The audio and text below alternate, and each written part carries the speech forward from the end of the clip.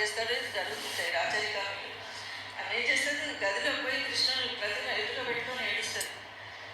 నాకు ఇంకోసారి పెళ్ళి, ఒకసారి అయిపోయింది, ఒకసారి పెళ్ళి అయిపోయింది నీతో, నువ్వే నా పదవి గతి, నేను తప్ప ఇంకెవరి భర్తగా నేను భావిస్తాను, కృష్ణ ఆదుకో అంటే ఆదుకుంటాడు ఆ కృష్ణుడు. లేదు, అక్కడికే కథ సమాప్తం అయిపోతుంది. ఆమె ధ్యానం చేస్తుంది, లీనమైపోతుంది అక్కడికి. కాదు, తన చరిత్ర ప్రపంచానికి తెలియాలి, తన వలన ఎంతో మందికి మేలు జరగాలి. అందుకని ఏం చేస్తాడు కృష్ణుడు, ఆ క్షణాన మీరాబాయి ప్రార్థన విని ఆ పెళ్లి క్యాన్సల్ చేయడు. పెళ్లి జరిగిపోతుంది. పెళ్లి జరిగిన తర్వాత మళ్ళీ ఆమె సంసారంలో ఉంటూ తర్వాత బయటకు వచ్చి ఆ అత్తవారింటి బాధలు భరించి తర్వాత ఆయన ప్రాణా చనిపోతాడు, అప్పుడు బయటకు వస్తుంది. ఇదంతా మీరాబాయి సంగతి మనకు మీరాబాయి కదా. అంటే ప్రపంచానికి చాటడానికి ఆమె ప్రార్థన అప్పుడు వినలేదు. ఇట్లా అయితే జ్వరం వచ్చిన పిల్లగాడికి తల్లి ఐస్ క్రీమ్ కొనియదు, చాక్లెట్ ఇయ్యదు. ఎందుకు? అందులో పిల్లగాడికి హాని ఉన్నది.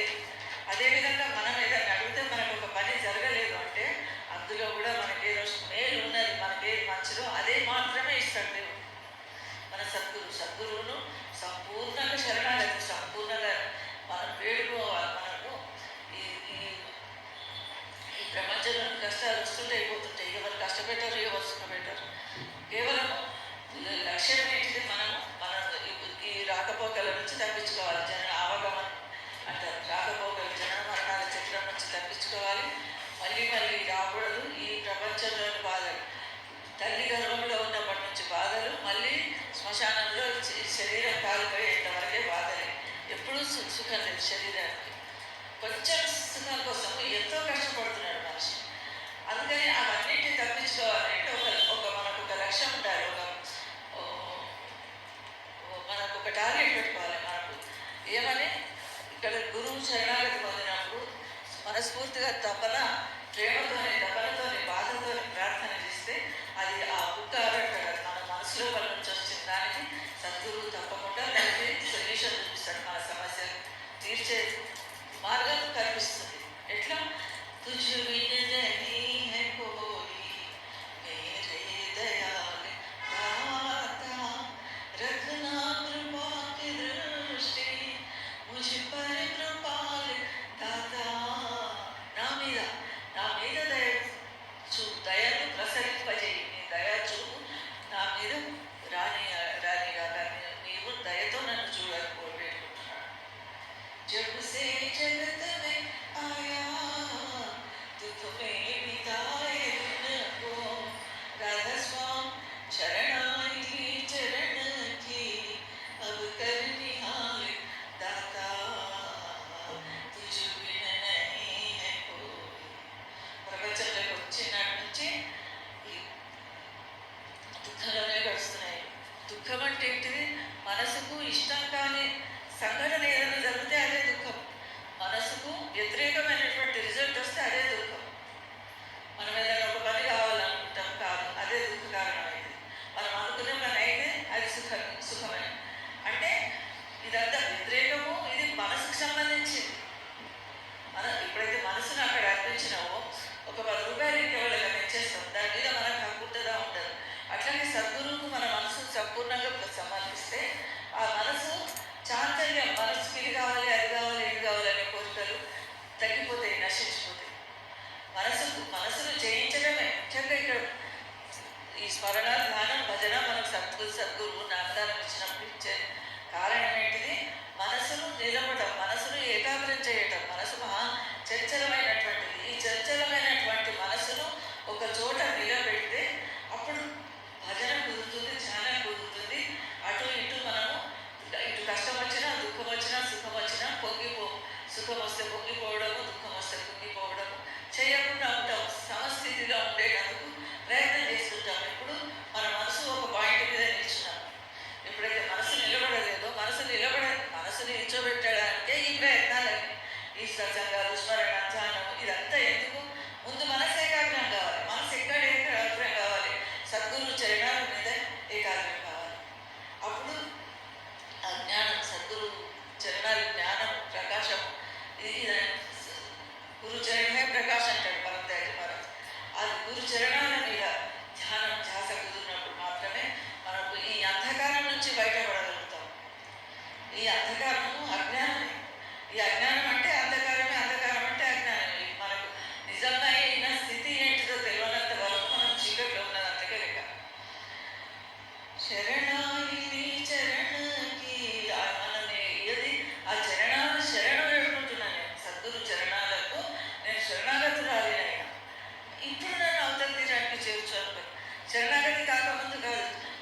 ప్రార్థన చేస్తాం, చరణ్ చరణ్కి వందన అనేది కోయి ఎవరినాక గురు బసవచింది ఆయనే.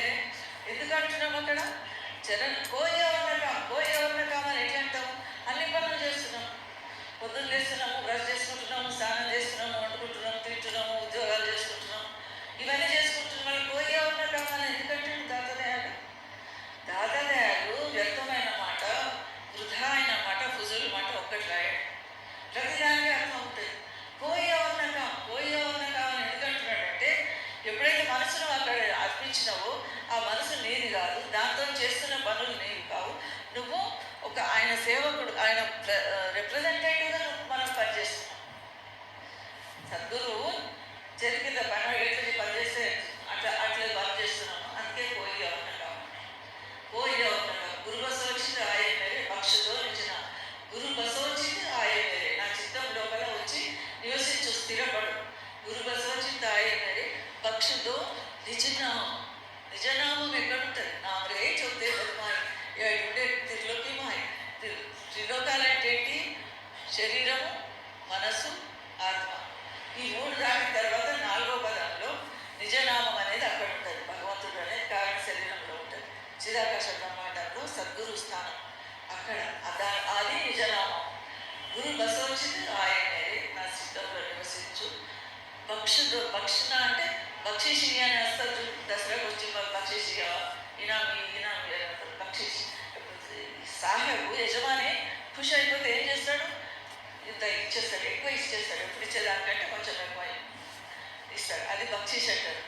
గురు బసవచింది ఆయనే భక్షుతో నిజనామాన్ని నాకు కానుకగా ఇవ్వమని అడుగుతున్నాడు. అది కాదు, ఇది కాదు. ఉట్టిగా మనమేమనుకుంటాం, నాకు బంగ్లాలు కావాలి, 6 కార్లు కావాలి, ఇంకోటి కావాలి, బ్యాంక్ బ్యాలెన్స్ కావాలి, నగలు కావాలి, మంచి చీరలు కావాలి, లేదా 10 ఇంట్లు కావాలి. ఇవన్నీ ప్రపంచంలో ఇవన్నీ ఏవైతే వదిలిపెట్టిపోతామో మనము, అవి కావాలని మనం కోరుకుంటున్నాం. పిల్లలు బాగుండాలి, సంతానము, ఇవన్నీ ప్రపంచంలో ఉన్న కోరికలని. ఇవేంటి అంటే ఇవి ఒక రోజు ఎండ్లెస్, వీటికి అంతం అనేది లేదు. కోరికలు ఫుల్ స్టాప్ని ఇచ్చాముకి ఫుల్ స్టాప్ని వృత్తాన్ని ఇచ్చా ఏకే బాధ అందుకని వీటిని ఇవి మన కర్మను బట్టి వస్తాయి. ఎసలు మన కర్మకి వదిలేసే ఆరే కనుక వీటి గురించి కాదు మనం చింతపడవలసింది. రోజువారీ మనం నిర్లిప్తంగా ఉండి చేసేది చేసుకుంటూ పోవాలి. మనం ఆఫీస్లో కూర్చొని పనిచేస్తాం, మనకు యజమానికి కొన్ని లాభాలు వస్తాయి, నష్టాలు వస్తాయి.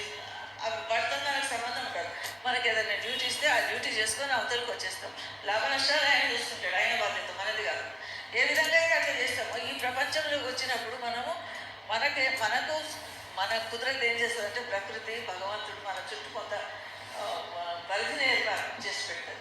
వీటి పట్ల మన ధర్మం కరెక్ట్గా నెరవేరుస్తున్నామా లేదా, మన డ్యూటీ మనం కరెక్ట్గా చేస్తున్నామా లేదా, అది కరెక్ట్గా చేయి. తర్వాత ఫలితము అక్కడ అప్పచెప్పేసి సద్గురు చరణ కమలాల లోపల మన సమస్తము అర్పణం చేసి నీ కోసమే చేస్తున్నా, నువ్వే చూసుకో, తనే చూసుకుంటాడు. లేదు నేనే చేస్తున్నా అనుకుంటే అది మనకే చూసుకుంటారు. మనం చేస్తున్నా అనేది అహంకారం ఒకటి జరుగుతుంది. మనం ఒకటి చేయాల్సింది పోయి ఇంకొకటి చేస్తాం. కరెక్ట్గా చేసేది, కరెక్ట్ డెసిషన్స్ అనేది మనం చేయలేము. అదే ఒకరి ఇంటి మీద కవ్వ చెప్పినాం అనుకోండి, ఆయన చూసుకుంటాడులే, మనం బేఫికర్ అయిపోతాం. ఆ బేఫిక్రీగా జిందగీ అంటారు దాన్ని. నిశ్చింతగా కూడిన జీవితం గడపాలంటే మొదటి సద్గురువుకు సంపూర్ణంగా శరణాగతినం కావాలి. అంతకంటే శరణాగతిని మించిన సొల్యూషన్ లేదు. అదే అంటున్నాడు, శరణాయి చరణ్కి అవగాహన హాలిదాత వేడుకుంటున్నాడు సద్గురువు. ఇది ఈ ప్రాపంచికమైనటువంటి ప్రపంచంలో ఉన్న వస్తువులకే కాదు, పరమార్థం ప్రసాదించేది. అందుకే పక్షులో నిజనామాన్ని ఎందుకు కొడుకున్నా, నిజనామం ఎప్పుడైతే మనకు దొరుకుతుందో ఈ మనసు పర్యటననే ఆగిపోతాయి. మనసు సాధన కూర్చుంటాం, లేదంటే జపమాల దిగుతుంటాం. మనసు ఎక్కడెక్కడ తిరుగుతున్నది, ఎక్కడెక్కడ ఇవన్నీ బంద్ అయిపోతాయి. సద్గురు దయ ఎప్పుడైతే కలుగుతుందో అప్పుడు ఈ భట్కా అంటారు, ఇవన్నీ తప్పుడు దారులు ఉంటాయి. ఇక్కడ అటు ఇటు ఇవన్నీ తగ్గిపోతాయి.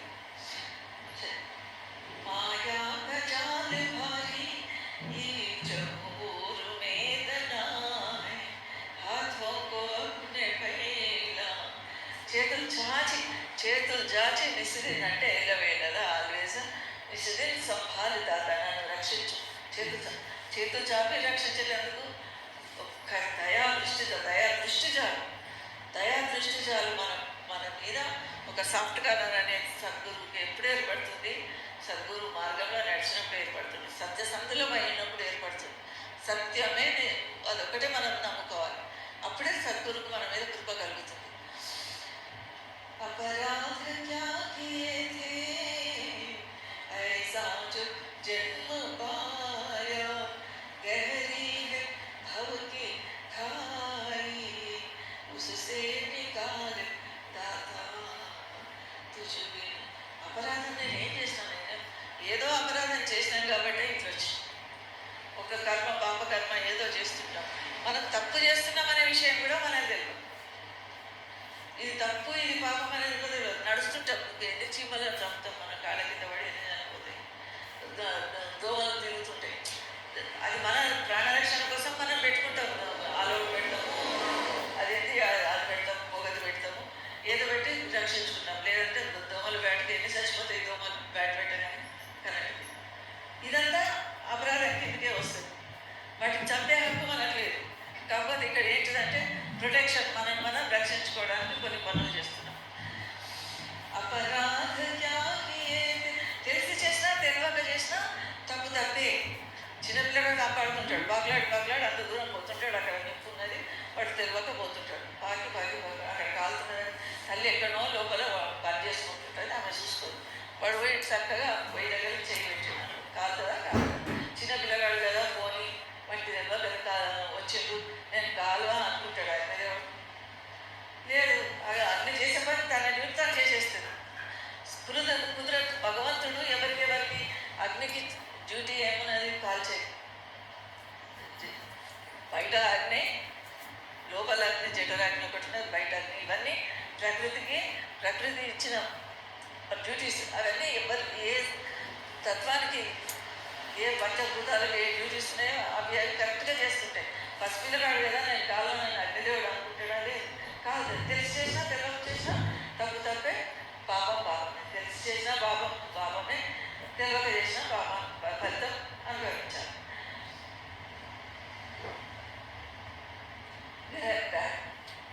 గహరీ హై భౌతి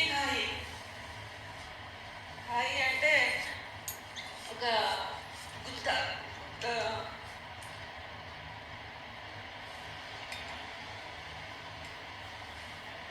పాకులు వస్తుంది మీద, పాకులు వచ్చి మనకి కింద ఎంత లోతున్నదో తెలియదు, కానీ లోపల ఆ మురికుంటారు, అది అంటుంటారు.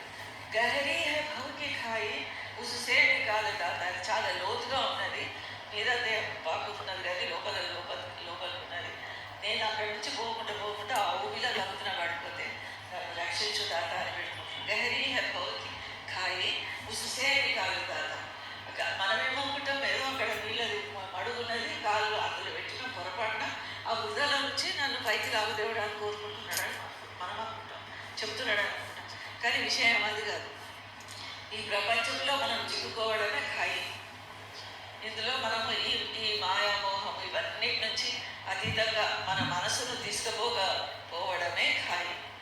ఇదే బుర్రగుంట. ఈ బుర్రగుంటలో పడి ఇదే మనం సర్వస్వం అనుకుంటున్నాం. పంది గుంటలో పడి అదే సర్వస్వం అనుకుంటాం. పందిని నరదృష్టి అడుగుతాడు ఒకసారి, వస్తావా వైకుంఠానికి, ఇక్కడ ఏ బతుకుతావే నువ్వు, ఇదంతా ఈ మురికిలో ఏముంటావు నడుగు. ఒక్కొక్కరు అడుగుతాడు.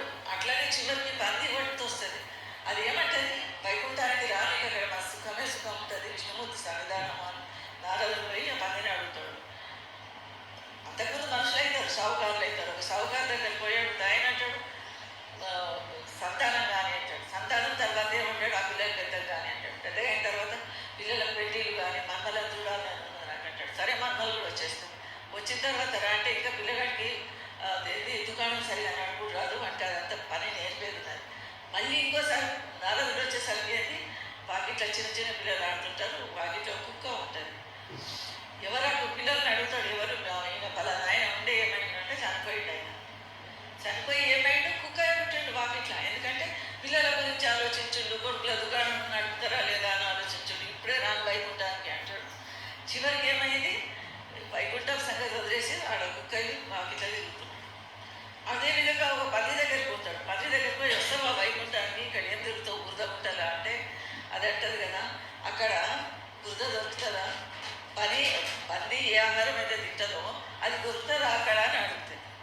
అది లేదు, చిచి చిచి గలీజ్, అది ఎక్కడ దొరుకుతుంది, ఏంది వైకుంఠంలో అట్లా అని అడుగుతావు అని నారదుడు అంటే అంటది, అది లేని వైకుంఠం నాకెందుకు అయ్యా అంటుంది. అది లేని వైకుంఠం నాకెందుకు అక్కర్లేదు, నాకు ఇదే వైకుంఠం అంటే. అందులో మనం కూడా సేమ్ అట్లనే ఉన్నాం.